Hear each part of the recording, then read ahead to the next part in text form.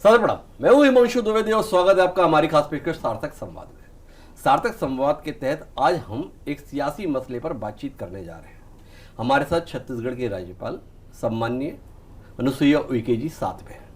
सियासी बातचीत इसलिए है कि छत्तीसगढ़ में इन दिनों सियासी मसला काफी सरगर्म है और सियासी मसला सरगर्म है आरक्षण के संदर्भ में। रमन सिंह की सरकार के दौर में अनुसूचित जाति जनजाति के संदर्भ में आरक्षण को लेकर एक संशोधन हुआ। 58% आरक्षण दिया गया। हाईकोर्ट ने उस संशोधन को अवैध करार दिया। इस समय छत्तीसगढ़ एक ऐसा राज्य देश में है जहां पर किसी किस्म का कोई आरक्षण नहीं है। इसको लेकर तमाम राजनीतिक दल भी चिंतित है और साथ साथ राजभवन भी चिंतित रहा। स्वयं राज्यपाल के द्वारा भी इस संदर्भ में चिंता जताई गई और सरकार से अपेक्षा की गई कि वह इस संदर्भ में समुचित कदम उठाए, चाहे वो विशेष सत्र के माध्यम से हो या अध्यादेश के माध्यम से हो। सभी तरफ से जब दबाव की स्थितियां बनी तो सरकार के द्वारा विधिवत विशेष सत्र का संदर्भ में आग्रह राजभवन को किया गया। विशेष सत्र आयोजित भी हुआ और विशेष सत्र में नए सिरे से एक विधेयक लाया गया आरक्षण के संदर्भ में, और उसके तहत न केवल अनुसूचित जनजाति के संदर्भ में आरक्षण को बढ़ाया गया बल्कि साथ ही पिछड़ा वर्ग के संदर्भ में भी संशोधन किया गया और साथ ही जो आर्थिक रूप से सामान्य वर्ग के निर्धन लोग हैं उनके संदर्भ में भी आरक्षण की व्यवस्था की गई। कुल जमा आरक्षण का प्रतिशत 76 हो गया। उम्मीद की गई कि अब जब यह संशोधन विधेयक विधानसभा से पारित हो गया है तो इसे तुरंत अमल में भी ला दिया जाएगा। इस उम्मीद के साथ राज्य शासन के तमाम मंत्री राजभवन पहुंचकर राज्यपाल को संशोधित विधेयक की प्रति सौंपे और यह अपेक्षा जाहिर की कि इसे वह हस्ताक्षर कर दे। तब से इंतजार ही चल रहा है। राज्यपाल लगातार इस संदर्भ में विधि विशेषज्ञों से परामर्श कर रही है, सरकार के अधिकारियों से बातचीत कर रही है, पर साथ ही सियासत भी चल रही है। कांग्रेस लगातार मुखर है। उसका कहना है कि राजभवन सियासी मसला बनाकर इस विषय को डील ना करे। सरकार यह अपेक्षा कर रही है कि राज्यपाल जल्द से जल्द इसका समाधान करेंगे। राज्यपाल समय समय पर सार्वजनिक कार्यक्रमों में शामिल हो रही है तो वो बता रही है कि मैं करना चाहती हूं, लेकिन जिस अदालत के द्वारा 58% पर आपत्ति लगाई गई वो अदालत 76% के संदर्भ में तैयार हो जाएगी। इन कारणों को समझने की कोशिश की जा रही है। तो हमने सोचा कि इस विषय पर इधर उधर क्यों बात की जाए, सीधे राजभवन का रुख किया जाए और माननीय राज्यपाल से ही बात की जाए कि मसला क्या है, आगे के संदर्भ में उम्मीद क्या है। तो हम इस समय छत्तीसगढ़ राजभवन में, हमारे साथ छत्तीसगढ़ की राज्यपाल अनुसुईया उइके जी। अनुसुईया जी, बहुत बहुत स्वागत आपका हमारे खास कार्यक्रम में। और पूरी भूमिका जैसे मैंने साझा की है, आपसे समझना चाहता हूं, आप स्वयं बेहद चिंतित थी इस मसले को लेकर जब हाईकोर्ट का निर्देश आया था, पर अब जब विधानसभा के विशेष सत्र में आरक्षण के संसद में संशोधन के साथ में नया विधेयक पारित हो चुका है तो भी वो कानून का रूप नहीं ले पा रहा है। कह रहा राज्यपाल ने रोका हुआ है, क्या सच्चाई है इसमें? देखिए, मैंने उस समय जब बिल की बात आई थी तो उस समय जैसे ही 58% अवैधानिक हो गया था हाई कोर्ट से, तो पूरे प्रदेश में जो जनजाति वर्ग जो है जिनका 32 से 20 हो गया था, तो उन्होंने पूरे प्रदेश भर में इसका जन आंदोलन शुरू कर दिया था। और मुझसे भी सामाजिक संगठन और अधिकारी कर्मचारी का और राजनीति सारे लोगों ने मुझे ज्ञापन दिया था कि इस मामले में आप शासन का ध्यान आकर्षित करिए कि कोई ठोस कदम उठाए। तो मैंने फिर इस संबंध में मुख्यमंत्री शासन के मंत्रियों से भी बार बार और मुख्यमंत्री सचिव प्रमुख सचिव से भी पूछा था कि आप बताइए इस मामले में आप कर क्या रहे हैं। तो इसका कोई मुझे उत्तर जो है संतोषजनक या दिया भी नहीं गया। तो फिर मैंने एक पत्र के माध्यम से मुख्यमंत्री जी को लिखा कि मुख्यमंत्री जी, जब से ये 58% का अवैधानिक कोर्ट का जो आरक्षण था वो SC ST और OBC का वो अवैधानिक घोषित कर दिया गया और जिसमें 20% आदिवासियों का हो गया, जिसको लेकर ये पूरा प्रदेश में आंदोलन शुरू किया है और एक बड़ा असंतोष का वातावरण इस समाज में है। क्योंकि जब ये अवैधानिक हुआ था तो यथावत रहा OBC का जी, और SC का भी यथावत रहा 12% और 14%। केवल घटा किसका था उस समय 32 से 20 आदिवासी। हाँ, तो वही आंदोलित हो रहे थे। तो मैंने एक सुझाव के तौर पर कहा कि इसका शीघ्र ही कोई समाधान निकाले इनके आरक्षण को बहाली करने के लिए, तो यह उचित समझे तो आप इस अध्यादेश लेकर आए या विशेष सत्र बुलाएं। मैंने एक सुझाव के तौर पर उनको कहा था। तब फिर इस तरह का जो भी उन्होंने सोचा होगा तो 1 या 2 दिसंबर को इन्होंने सत्र के लिए मेरे पास फाइल भेजी। उसमें मैंने कहा कि निर्णय तो आरक्षण वाला है और सरकार कुछ कर रही, क्योंकि उस समय मेरे पास विषय नहीं था जब भेजा था, तो मैंने उसको तत्काल ओके कर दिया।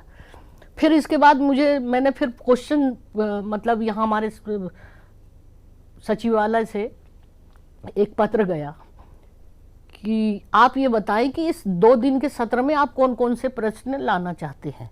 तो उन्होंने लिखा कि एक अनुपूरक बजट पे चर्चा होगी और हम इसके संबंध में SC ST का जो है संशोधन विधेयक लाएंगे, OBC का जो 2022 का जो 12 का जो संशोधन निरस्त हो गया था उसको लेकर, और इस तरह का विषय को लेकर उन्होंने मुझे जानकारी दी 30 नवंबर को जी। अब इसके बाद क्या हुआ कि जब ये सारी चर्चा विधानसभा में हुई, अब उस समय सारे जो मंत्री वगैरह भी आए थे, तो हमारे यहाँ एक प्रोसीजर होता है कि कोई भी विधेयक थ्रू सचिवालय के माध्यम से ही, जिसमें अंडर सेक्रेटरी और लीगल ओपिनियन के साथ मेरे पास प्रस्तुत होता है। तो मैंने उस समय कहा कि जैसे ही छुट्टी पे गए थे मेरे लीगल अधिकारी, तो मैंने कहा जैसे ही आते हैं तो मैं तत्काल में कर दूंगी, ये मैंने सार्वजनिक भी बोला जी। और फिर वो आए 5 तारीख को, फिर उन्होंने उस बिल को देखा कि संशोधन बिल में जो है 58 पहले प्रतिशत था, उसको हाई कोर्ट ने उसको अवैधानिक कर दिया, और बहुत सारे बिंदुओं में उन्होंने अपना अभिमत ओपिनियन दिया मुझे कि ये सरकार से पूछा जाए कि ये जो 58% को जो अवैधानिक उन्होंने कर दिया, और ये हाई कोर्ट ने ये जवाब दिया था और उस जवाब से हाई कोर्ट संतुष्ट नहीं हुआ। तो उस परिस्थिति में जब ये 58 अवैधानिक हो गया, तो 76% की स्थिति में सरकार के पास ऐसी क्या तैयारी है जो कि ऐसा ना हो कि ये भी उसी तरह से लोग उसमें शंका व्यक्त की, मतलब उसमें लिख दिया गया नोट शीट में, सरकार की भी नोट शीट में, कि ये कोर्ट में मामला जाएगा जी। अब जब जाएगा तो मुझे भी एक चिंता हुई कि आखिर फिर वैसी स्थिति हो जाएगी तो उसमें OBC का आरक्षण भी खत्म हो जाएगा जो बढ़ा हुआ है, और SC का भी खत्म हो जाएगा, ST का भी खत्म हो जाएगा, पुरानी जैसी परिस्थितियां निर्मित हो जाएगी।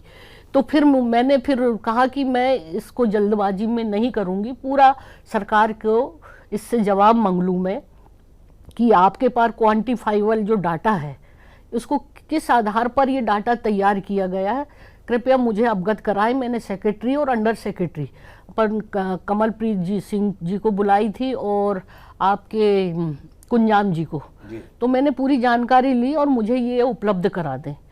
तो उन्होंने कहा कि मैं अपने लेवल पे तो आपको नहीं दे सकता, लेकिन शासन स्तर पर इसके लिए मैं कहूँगा कि वो डाटा आपके लिए उपलब्ध। और भी कई प्रश्न थे मेरे, उसमें 5-7 प्रश्न थे कि ये जो आपने पिछले जो निरस्त हुआ जी, और अब कौन सा ऐसा स्थिति आ गई जिसके, तो कोर्ट ने कहा था कि 50 से अगर सुप्रीम कोर्ट का हवाला दिया उन्होंने, जो इंदिरा साहनी केस का जजमेंट था, उन्होंने कहा कि 50 से ऊपर नहीं होना चाहिए, और भी जजमेंट का हवाला हाई कोर्ट ने कहा। तो उस परिस्थिति में ऐसी कौन सी परिस्थिति आ गई जो 58% से हाई कोर्ट संतुष्ट नहीं हुआ, तो अब 76% से कैसे असंतुष्ट हो जाएंगे, ताकि ये भविष्य में फिर उसकी परिस्थितियां ऐसी निर्मित ना हो जाए। एक सवाल मेरे जहन में है, विधानसभा ने इसे सर्वसम्मति से पारित किया है। उस विधानसभा में केवल कांग्रेस के ही नेता नहीं है, उसमें भारतीय जनता पार्टी के भी तमाम दिग्गज नेता हैं। 15 साल तक मुख्यमंत्री रहे डॉक्टर रमन सिंह हैं, कई सालों तक मंत्री रहे ब्रजमोहन अग्रवाल हैं, अजय चंद्राकर हैं, धर्मलाल कौशिक हैं। इसके अलावा जोगी कांग्रेस के भी नेता हैं, बहुजन समाज पार्टी के भी नेता हैं। इस सब ने एक राय होकर 76% के संदर्भ में अपनी सहमति व्यक्त की है, और राज्यपाल अनुसुईया उइके जी को ये 76% कोर्ट में टिकेगा, इस पर संदेह है। ये जो 90 विधायक वहां बैठते हैं, उन्होंने ये चिंता नहीं की होगी, और अगर चिंता की फिर भी उन्होंने हामी क्यों भर दी, इस पर सवाल क्यों नहीं उठाए? ये सवाल आपके जहन में नहीं आता? देखिए, ये मुझे तो एक संवैधानिक पद पर हूं मैं जी, और राजनीति में पक्ष विपक्ष अपनी अपनी बात करते हैं, मुझे तो तकनीकी तौर पर देखना है और सभी वर्गों का ख्याल रखते हुए, चाहे वो ओबीसी हो, एससी हो, एसटी हो और आर्थिक आधार पर जो कमजोर वर्ग है जिनको लेकर ये आए हैं। नहीं तो आप बताइए कि आज जो परिस्थितियां, आज सबका जो सुनने की स्थिति में हो गया आरक्षण, और आपको बताएं कि सुप्रीम कोर्ट में खुद सरकार भी गई 58% को लेकर, और आपको याद होगा 19 में भी शायद कोई प्रस्ताव पारित हुआ था 27% आरक्षण का, वो भी कोर्ट में लंबित है जी। तो ऐसी परिस्थिति में एक संवैधानिक पद में बैठा व्यक्ति को इस बात का चिंतन होना चाहिए कि फिर हर्ष वही वैसा ना हो जाए जो 58 में हुआ। तो अभी मैं लीगल तरीके से सारी जानकारियां मैं इकट्ठा कर रही हूं और मुझे ऐसा लगेगा कि वास्तव में कोर्ट के सामने इनके पूरे डाटा जो है और सारी जानकारियां इनके पास पूरी तरह से उपलब्ध है। 76 के हिसाब से क्वांटिफाइबल जो आर्थिक, सामाजिक और शैक्षणिक आधार को मानते हुए ही, और बहुत विशेष परिस्थितियां, असाधारण परिस्थिति को, ये तमाम जो चीजें हैं, चाहे वो नौकरी का इन्होंने टेबल बनाया 8 टेबल, उसमें ये बात भी देखा गया कि जब सरकार के द्वारा जवाब दिया गया 1 से लेके 4 तक का, और उसमें ओबीसी, एससी, एसटी इन वर्गों के लिए आरक्षण का जो पोस्ट अभी जो मतलब वैकेंसी है उसमें आपने कितनी फिलअप किया और कितनी वैकेंट है, तो उसमें जानकारी के तौर पर तो इससे हाई कोर्ट संतुष्ट नहीं हुआ जी।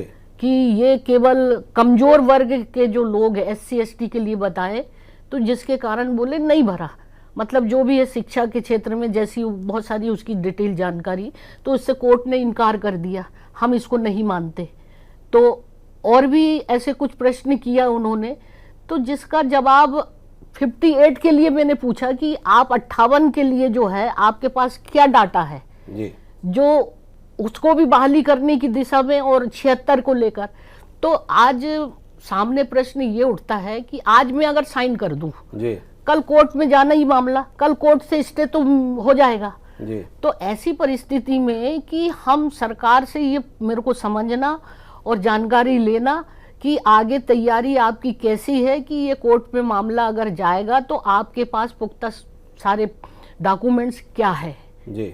तो इसलिए मैं जो है इस चीज में अभी सिग्नेचर नहीं कर रही। पर इसमें एक उलझन है, जो तर्क है, एक तरफ कोर्ट के तमाम आदेशों का हवाला दिया जा रहा है कि 50% से ज्यादा आरक्षण नहीं हो सकता, दूसरी तरफ सरकार की या कांग्रेस पार्टी की दलील है कि झारखंड, तमिलनाडु जैसे राज्य हैं जिन्होंने 50% से भी ज्यादा आरक्षण को जायज करार दिया है।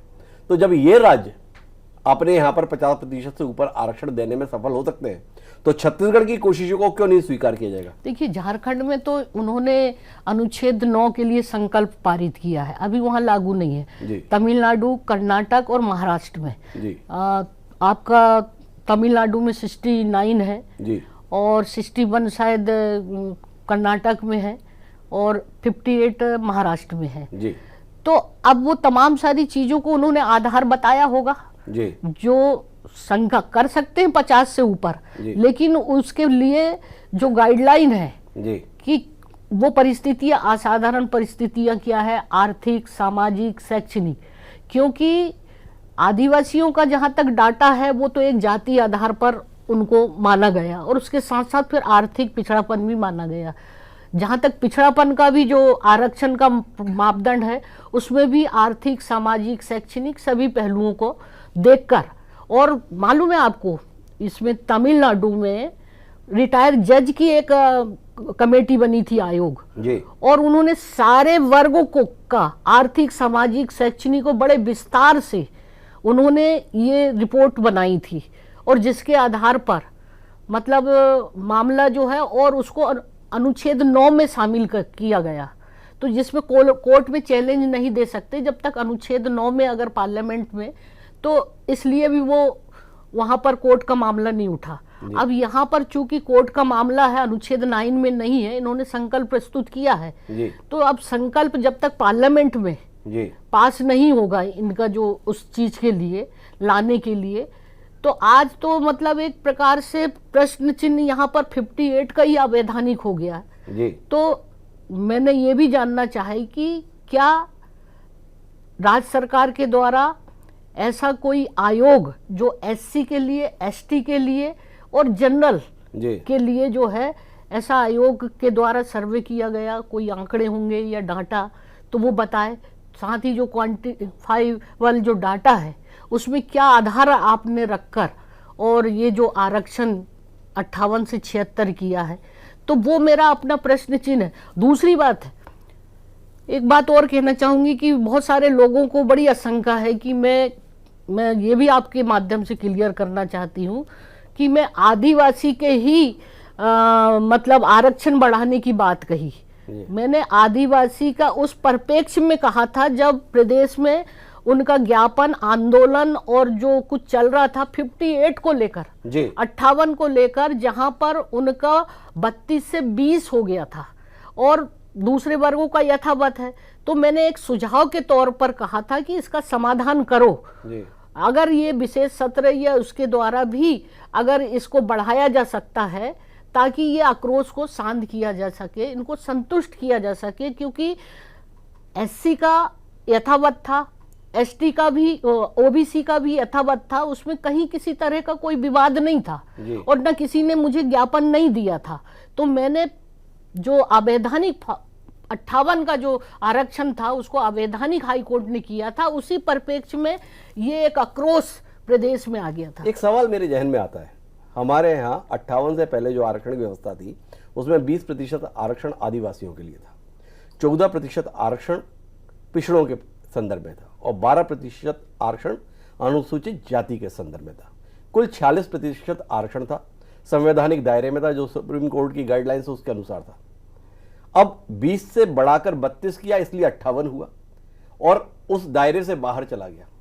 जब आप ये अपेक्षा कर रही हैं कि आदिवासियों का आरक्षण 32 कर दिया जाए तो 50 को पार भी ना हो और 32 भी हो जाए, ये चमत्कार कैसे हो सकता था? आज आप राज्यपाल अगर मुख्यमंत्री होते तो कैसे करती, ये सवाल जहन में आता है। क्या अनुसूचित जनजाति के आरक्षण को बढ़ाने के लिए अनुसूचित जाति का घटा देते, पिछड़े का घटा देते, करते कैसे? देखिए, जहाँ तक इनके पास जो भी इसको बढ़ाने के लिए जो एक बेसिकली हर वर्ग के लिए एक सामाजिक और आर्थिक और पिछड़ापन का, शैक्षणिक, ये तमाम सारी चीज़ों का पूरा डाटा के आधार पर बढ़ाया जाता। मुझे ऐसा लगता है कि 58 को भी हाई कोर्ट मोहर लगा सकता था, लेकिन ये समय पर ये डाटा वहाँ पर प्रस्तुत नहीं कर पाए, क्योंकि उस परिप्रेक्ष्य में ही जब इन्होंने बढ़ाया था तो तब तो कुछ परिप्रेक्ष्य मतलब रखा ही होगा डाटा के आधार पर, जो भी कुछ इनके पास रहा होगा। चूंकि अब उन परिस्थिति में कोर्ट में मामला चलते रहा, तो ऐसा नहीं है कि आज भी आप भी मानते हैं ना कि आदिवासी की जो स्थिति है, एससी की जो स्थिति है और पूरा प्रदेश में ओबीसी की भी बड़ी संख्या है। अब आप ये भी बताइए कि ओबीसी का जो डाटा के आधार पर बता रहा है कि 41 कुछ 2 या 3% इनकी जनसंख्या है जी। और इन्होंने बताया कि 32% के लगभग आदिवासियों की है अभी की जो स्थिति में, और एससी की भी 13 इन्होंने जो बढ़ाया वो बता रहे हैं। तो अब मेरे सामने ये भी प्रश्न, सारे संगठन के लोग आए, बोले हमारा 41% है तो हमें 27 क्यों दे रहे हैं, और जिनका 32 है तो 32 क्यों दे रहे हैं, और जिनका 13 है तो 13 दे रहे हैं, और हमारी जनसंख्या उनसे ज्यादा है। तो फिर मेरे सामने भी ये हुआ कि और अन्य समाज का हमारा 10% है तो हमें 4% क्यों दिया जा रहा है। तो ये बहुत सारे प्रश्न मेरे सामने भी आ गए। तो इसलिए मैं चाहती हूँ कि ये सारी चीज़ों से मैं अपना आकलन कर लूँ और उसके बाद ही कोई निर्णय लूँ, ताकि ये सारी चीज़ों को अगर मैं आज कर रही हूँ, मैं तो कहती कि मैंने तो बोला ही था कर दूंगी करके, लेकिन जो लीगल ओपिनियन मेरे सामने प्रश्न चिन्ह उठकर आए कि ये सरकार से इसकी जानकारी मांगी जाए, तो मैंने मौखिक रूप में मीटिंग लिया जी।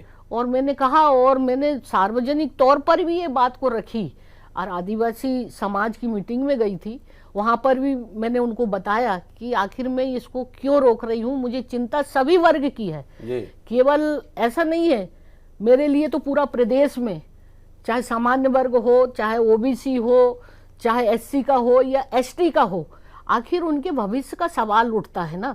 फिर पूर्ववत स्थिति होगी तो एक संविधान संरक्षक होने के नाते मुखिया इस प्रदेश की, तो मैं सबका अहित नहीं देखना चाहती, उनका हित हो जाए और जैसा भी हो उसके निष्कर्ष मेरे सामने आ जाए सरकार के द्वारा जवाब, क्योंकि अभी तक मेरे पास जवाब नहीं आया लोग इसी बात को लेकर। आप कह रहे हैं कि आप संविधान के पद के तहत एक संवैधानिक पद पर बैठी हुई हैं, प्रदेश के सभी लोगों का हित आप देख रही हैं और इसलिए इस संदर्भ में एहतियातन कदम उठा रही हैं। पर जो दल यहाँ पे सत्तारूढ़ है, जिसका नाम भारतीय राष्ट्रीय कांग्रेस है, वो खुलकर अब ये कह रहा है कि माननीय राज्यपाल केवल भाजपा का हित देख रही है। जो भाजपा के नेताओं के बयान है, कमोवेश वैसे ही बयान राज्यपाल के माध्यम से सार्वजनिक हो रहे हैं। देखिए, मैं तो एक तकनीकी बात कर रही हूँ ना। अब वो इसके पहले कि वो सारी चीजों को आप राजभवन को राजनीतिक नजरिए से क्यों देखते हैं? मेरे सामने कुछ तकनीकी है अगर सवाल तो उसका जवाब दे दीजिए ना जी। और ये तो मैं अपना व्यक्तिगत तौर पर के जो लीगल जो है सिविल जज के जो हमारे एडवाइजर है उनके अभिमत से ही तो मैं बात कर रही हूँ, जो उन्होंने उसमें लिखा है नोट शीट में, और उसके लिए वो सारे सवाल मैंने शासन को लिखा भी है और मौखिक तौर पे बात भी की, और उन्होंने अभी तक मुझे उपलब्ध नहीं कराया। और जहाँ तक ये सारी चीजें अगर वो ये मानते हैं तो देखिए इसमें सभी लोगों का समर्थन है जी। तो भाई अगर ऐसा इनको लगता है कि दूसरे अन्य इनके विपक्ष, तो उनको भी नहीं लगता है कि क्या ये ओबीसी का वोट उनका नहीं है, एससी का नहीं है या एसटी का, वो विरोध मतलब उनकी अपनी दृष्टि है। अगर ऐसा रहता तो वो समर्थन भी नहीं करते भाई, सभी की सर्वसम्मति से। अब मेरी तकनीकी स्थिति यह है संवैधानिक लीगल पॉइंट पर, क्या मैं इस बारे में चिंतन नहीं करूंगी?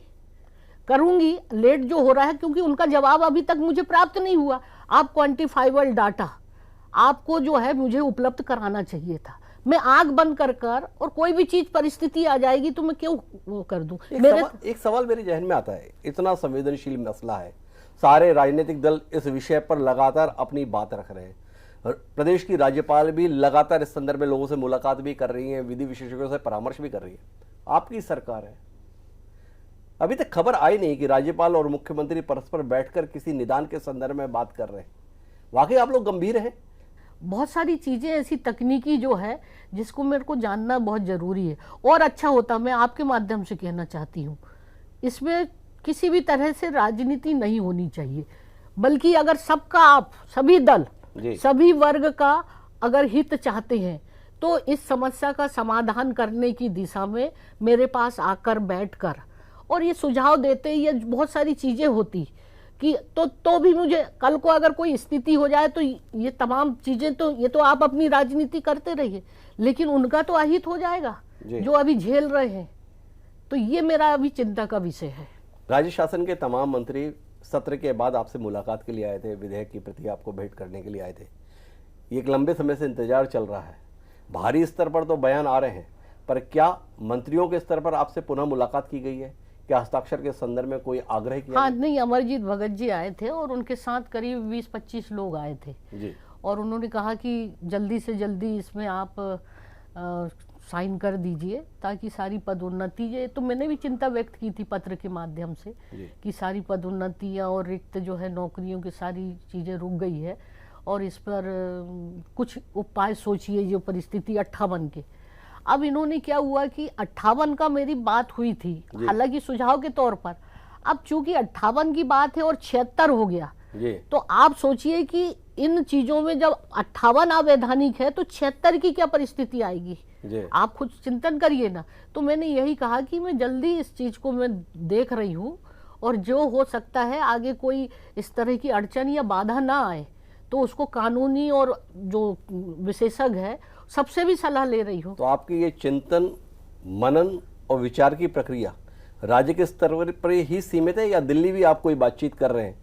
राज्य के लोगों के हित का विषय है, राज्य के संदर्भ में एक बड़ा महत्वपूर्ण विषय बन गया है, तो इसके संदर्भ में माननीय राज्यपाल क्या दिल्ली के भी संपर्क में है? क्या दिल्ली से भी कोई मार्गदर्शन मिल रहा है? क्या राष्ट्रपति के यहाँ से भी कोई संपर्क या वहाँ के विधि विशेषज्ञों से कोई बातचीत कि कैसे रास्ता निकल सकता है, इस दिशा में कोई पहल? और ये क्योंकि ये बहुत गंभीर विषय है और इसका सीधा सीधा जल्दी से इसका निराकरण होना चाहिए मेरी दृष्टि में, ताकि आगे, क्योंकि ये जिम्मेदारी मेरी तो केंद्र से भारत सरकार से है, क्योंकि उनके ही प्रतिनिधि के रूप में मैं हूँ, तो मुझे सारा सवाल जवाब लीगल कोई चीज में अगर कर दूं और कोई ऐसी बात हो जाए तो मुझे तो राष्ट्रपति हमारे संरक्षक होते हैं, प्रधानमंत्री जी और गृह मंत्री, ये सारी चीज़ों को हर साल हर महीने हमें रिपोर्ट देनी पड़ती है। प्रदेश की गतिविधि सारी चीज़ें जो भी कुछ होता है तो हर महीने भी रिपोर्ट देती है।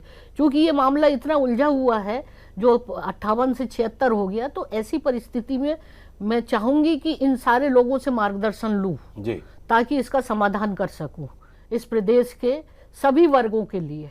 तो जो आपसे बातचीत में निकल कर आ रहा है वो ये है कि आप राज्य शासन से तथ्यों पर स्पष्टता चाहती हैं, और इसके साथ में दिल्ली में जो तीनों मुख्य लोग हैं, माननीय राष्ट्रपति जी, प्रधानमंत्री और गृह मंत्री जी, उनसे इन तथ्यों को साझा करते हुए राज्य के लोगों का हित सुरक्षित रहे, इसे सुनिश्चित करना चाहते हैं। हम इसी रूप में समझे इस बात को।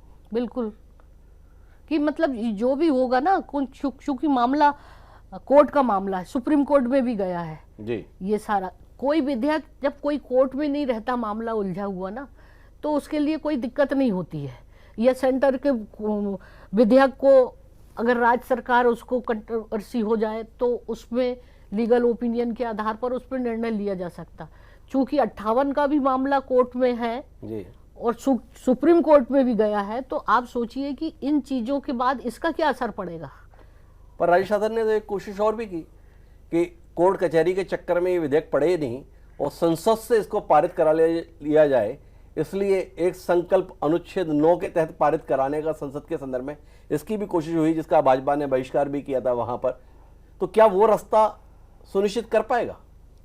देखिए, ये तो केंद्र का ही विषय है जी, और इस पर वो बहुत सारी चीजें इसको करने के लिए उनके पास क्या क्राइटेरिया होता है और वो तमाम सारी चीज़ों को देखना उनका काम होता है। और इस संबंध में तो मुझे इतनी जानकारी नहीं है, लेकिन हाँ, अनुच्छेद से ये न्यायालय की जो जो अड़ंगा है वो उसमें आ जाने से खत्म हो जाता है। जैसे तमिलनाडु, कर्नाटक, इन लोगों का, कुछ राज्यों का उसमें शामिल है। अब उसके लिए क्या प्रक्रिया है, क्या विधि विधायनी है अनुच्छेद में लाने के लिए, तो इसके बारे में केंद्र सरकार और उनके तमाम जो है जो इसके एक्सपर्ट है वो ही बता सकते हैं। तो कुल मिलाकर हमारी ये पूरी बातचीत थी आरक्षण के मसले पर लेकर क्या कुछ वास्तविक परिस्थितियां हैं इसे समझने की।